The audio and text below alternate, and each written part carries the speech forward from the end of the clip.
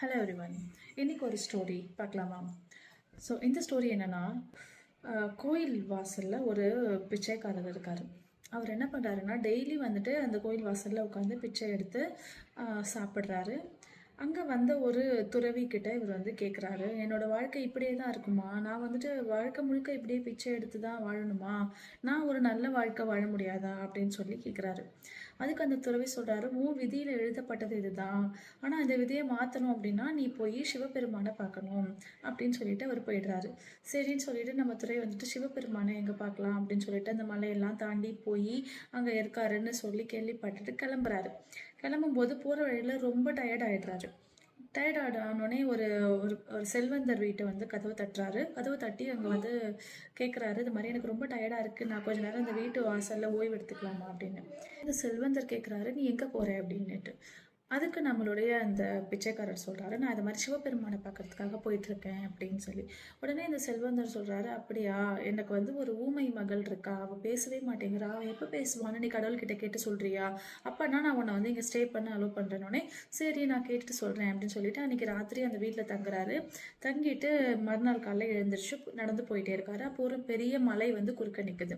இந்த மலையை எப்படி கடக்கிறதுன்னு அவருக்கு தெரியல. உடனே ஒரு மந்திரவாதி வந்து அந்த இடத்துக்கு வராரு.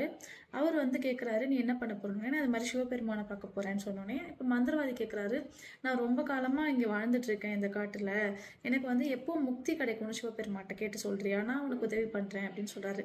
சரி நான் கேட்டு சொல்கிறேன் அப்படின்னு இவரும் சொல்லவும், அந்த மந்திரவாதி தன்னோட மந்திரக்கோலை யூஸ் பண்ணி இவர் அந்த மலையோட அடுத்த பக்கத்துக்கு அழைச்சிட்டு போயிட்டு கொண்டு வந்து விட்டுட்டாரு. இப்போ நம்மளோட இந்த பிச்சைக்காரர் வந்து நடந்து போயிட்டே இருக்காரு. இப்போ ஒரு ஆறை வந்து கடந்து போகணும், ஒரு சிவபெருமானை அடையணும்னா அப்படின்னு ஒரு ஸ்டேஜ் வருது. உடனே அங்கே வந்து என்ன பண்ணுது, ஒரு ஆமை வந்து வருது, நீ என்ன பண்ண போறேன்னு சொல்லி கேட்குது. அப்போ இவர் இந்த மாதிரி எக்ஸ்பிளைன் பண்ணுறாரு, நான் வந்து சிவபெருமானை பார்க்கறதுக்காக போயிட்டுருக்கேன், இந்த ஆற்றை கடக்கிறதுக்கு எனக்கு ஹெல்ப் பண்ணுறியானோடனே, உடனே இந்த ஆமைக்கு வந்துட்டு என்ன கேட்குதுன்னா, நீ எனக்கு அப்போனா ஒரு ஃபேவர் பண்ணணும், எனக்கு ரொம்ப நாளாக பறக்கணும்னு ஆசை, நான் வந்து எப்போதும் இந்த தண்ணியிலேயே இருக்கேன், நான் எப்போ பறப்பேன் அப்படின்னு சொல்லி சிவபெருமான்கிட்ட கேட்டு சொல்லு அப்படின்னு சொல்லவும், நான் கேட்குறேன்னொடனே அப்போனா நான் உனக்கு உதவி செய்கிறேன்னு சொல்லி தன்னோட முதுகில் அந்த ஓட்டு மேலே இவர் உட்கார வச்சு நதிக்கு அந்த பக்கம் கொண்டு போய் விட்டுருச்சு. இப்போ நம்மளோட அந்த பிச்சைக்காரர் சிவபெருமானை பார்த்துட்டாரு. பார்த்தோன்னே ரொம்ப சந்தோஷமாகவும் ஆயிட்டாரு. அப்போ சிவபெருமான் சொல்றாரு, நீ என்னை பக்கத்துக்காக வந்திருக்க, நீ என்கிட்ட 3 வரங்கள் கேட்கலாம் அப்படின்னு சொல்லி. அப்போ 3 வரங்கள் தான் அப்படின்னா, ஆல்ரெடி 3 பேர் 3 விஷயம் இவர் வந்து கேட்க சொல்லியிருக்காங்க. நம்ம பிச்சைக்காரருக்கு அட்லீஸ்ட் 4வது ஏதாவது கொடுத்துருந்தாலாவது வாய்ப்பு இருக்குமோ? ஏன்னா சிவபெருமான் 3 தான் சொல்றாரு. இப்போ என்ன பண்ணலாம், நமக்காக வேற கேட்கணும், ஏன்னா 4வதா ஒன்று இருந்தால் கூட தனக்காக கேட்கலாம் அப்படின்னு சொல்லிட்டு யோசிக்கிறாரு. சரி வேற வழி இல்லை, அவங்க 3 பேருக்கும் நான் வந்து வாக்கு கொடுத்துட்டு வந்திருக்கோம், சரி அவங்களுக்காக வரம் கேட்டுருவோம் அப்படின்னு சொல்லிட்டு அவங்களுக்காகனே உபயோகப்படுத்திட்டு திரும்ப வராரு.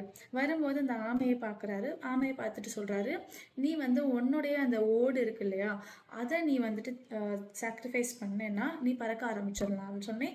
அது தன்னோட ஓட்டை வந்துட்டு உடம்புல இருந்து பெயர்த்து எடுத்து கீழே போடுது. பார்த்தா அந்த ஓடுல வந்துட்டு முத்து பவளம் இந்த மாதிரி விலை மதிப்பற்ற பொருள்கள்லாம் அதில் இருக்கு. இப்போ இந்த ஆமை வந்து பறக்க ஆரம்பிச்சிருது. சரின்னு இப்போ ஆத்தையும் தாண்டி இப்படி வந்துடுறாரு.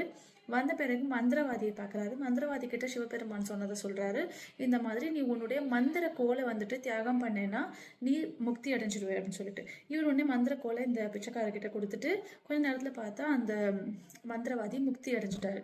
இப்போ இந்த செல்வந்தர் வீட்டுக்கு வராரு. செல்வந்தர் கிட்ட சொல்றாரு, உங்களுடைய மகள் தனக்கு பிடிச்ச ஒரு வரனை என்னைக்கு பார்க்குறாளோ அன்னைக்கு உங்க மகள் பேச ஆரம்பிச்சிடுவாளாம் அப்படின்னு சொல்லிட்டு செல்வந்தர் கிட்ட சொல்லிட்டு இருக்கும்போதே அவரோட மகள் ஓடி வந்து, அப்பா இவர் தானப்பா அன்னைக்கு நம்ம வீட்டில் வந்து ராத்திரி தங்கினவர் அப்படின்னு சொல்லி பேசிடுறான். அப்போ அது செல்வந்தருக்கு புரியுது, ஓ இவர் தான் அப்போ பிடிச்சவர்னு சொல்லி தன்னுடைய மகளை கல்யாணம் பண்ணி கொடுத்துறாரு. இப்போ தனக்காகன்னு இல்லாம இவர் பிறருக்காகன்னு சொல்லி தன்னுடைய ஒரு வாய்ப்பை கூட அவர் வந்து தியாகம் பண்ணி பிறருடைய நலனை கருத்தில் கொண்டதுனால இவருக்கு என்ன தேவையோ அதுவும் கிடைச்சது, பிறருக்கு என்ன தேவையோ அதுவும் இவரால் செய்ய முடிஞ்சது.